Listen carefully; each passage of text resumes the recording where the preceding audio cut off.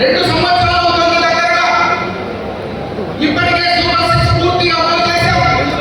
ఒక నిరుద్యోగ వృత్తి తప్ప మిగిలినటువంటి విషయాల్లో చూస్తే అభివృద్ధి పరుగులు ఇస్తూ ఉన్నాయి. పరిశ్రమలు వరదల వెలువలో వస్తున్నాయి. ఈరోజు ప్రభుత్వ ఉద్యోగాలు టీచర్లు 16,000 మందికి ఉద్యోగాలు కల్పించడం అయింది. నిన్న పోలీస్ కానిస్టేబుల్ ఉద్యోగాలు 5,800 ఉద్యోగాలు కల్పించడం అయింది.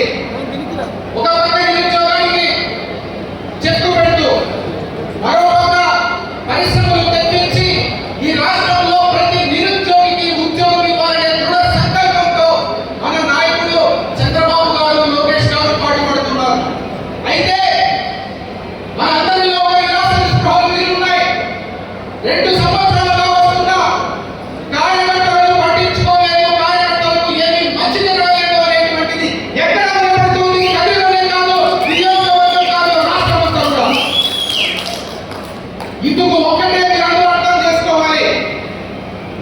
మొదట వచ్చినటువంటి 2 సంవత్సరాలలో 5 సంవత్సరాలు జగన్మోహన్ రెడ్డి చేసిన విధ్వంసక చర్యల వల్ల రాష్ట్రం అతలాకుతలమైపోయింది. ఆర్థికంగా 30 సంవత్సరాలు వెనుకబడిపోయింది. ఈ 2 సంవత్సరాలలోనే సుమారు 10 లక్షల చిలుపు సంక్షేమ పథకాలకు కానీ అభివృద్ధి పథకాలకు కానీ డబ్బులు తీసుకొచ్చి ఈ పనులన్నీ చేయడానికి సమయం పడుతుంది. కాబట్టి ఈ 2 సంవత్సరాలలో కార్యకర్తలు మరవాళ్ళే. కార్యకర్తలు అలిగిన పార్టీని మాత్రం ఏ రోజు వాళ్ళు ప్రతి రెప్పలా చూస్తారు అని భావించాడు చంద్రబాబు గారు కానీ లోకేష్ గారని. అందుకే కార్యకర్తలు కాస్త నిదానం అవుతుందా మీకు జరిగే మంచి.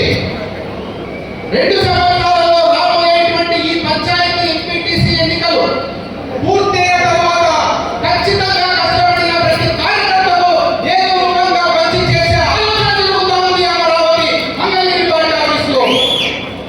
ఇది అన్నగారికి కూడా తెలుసు. అయినా అన్నగారు అన్ని విషయాలు కూడా మీతో పాలు పంచుకోలేరు. కొన్ని చెప్పలేని ఉంటాయి, కొన్ని చెప్పేవి ఉంటాయి. మీరందరూ అలగకూడదు.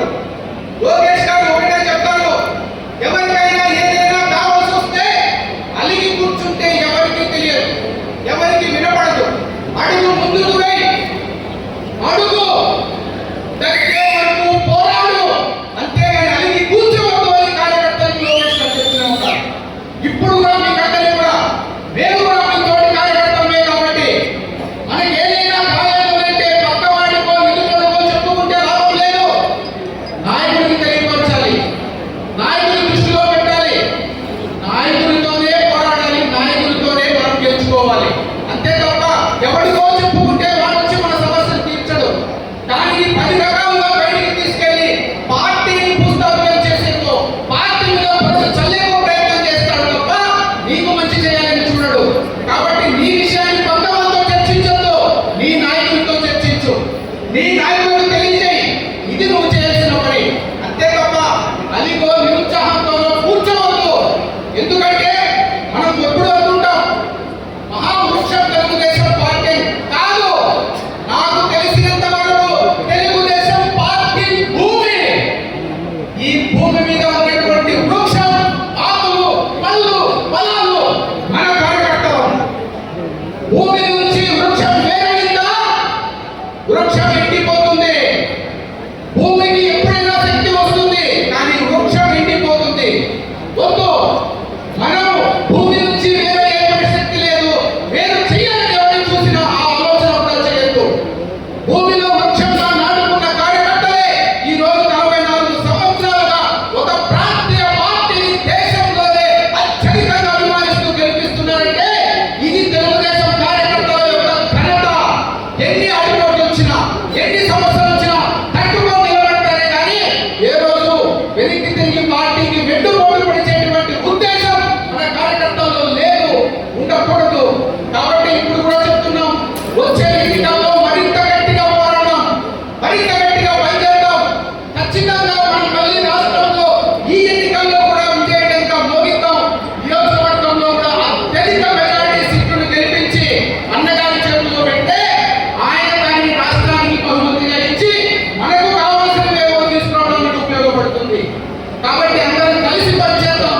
2 సంవత్సరాలు పూర్తయి అప్పటికీ మనకు న్యాయం చేయకపోతే పోరాడుదాం. ప్రతిపక్షం మీద పోరాడలేదా? ప్రతిపక్షం మీద పోరాడితే మనం ఆ రోజు ఈ రోజు తెలుసుకోలేదా? అలాగే మన పార్టీ మీద మనం వ్యతిరేకంగా కాదు, పార్టీని నిలబెట్టి అడుగుదాం. కాబట్టి కష్టపడ్డాం, మాకు కనికరించండి, మాకు న్యాయం చేయండి, అంతేగాని అలిగి ఎవరు కూర్చోవద్దని ఈ సందర్భంగా అందరినీ మనం చేస్తూ యూనిట్ నాయకులకు, అదేవిధంగా మున్సిపల్ కౌన్సిలర్లకు, సర్పంచ్లకు, ఎంపీటీసీలకు, జెడ్పీటీసీలకు, ఇక్కడ వచ్చేసినటువంటి తెలుగుదేశం పార్టీ కుటుంబ సభ్యులకు మరియు పాత్రికేయులకు అందరికీ నా నమస్సుమాంజలి తెలియజేసుకుంటూ, కదిరి పట్టణంలో, కదిరి నియోజకవర్గంలో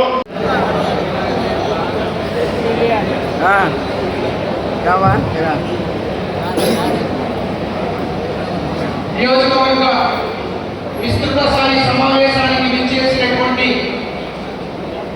మన ప్రియతమ శాసనసభ్యులు, మనందరి ప్రియతమ నాయకులు కందికుంట వెంకటప్రసాద్ అన్న గారికి, అదేవిధంగా నా తోటి రాష్ట్ర డైరెక్టర్లకు, వివిధ హోదాలలో ఉన్నటువంటి అత్యంత మహారాజులకు, ముఖ్యంగా వేదిక ముందు ఉన్నటువంటి తెలుగుదేశం పార్టీ కుటుంబ సభ్యులకు, సోదరీమణులకు, పత్రికా ప్రతినిధులకు పేరు పేరున నమస్కారాలు తెలియజేసుకుంటూ,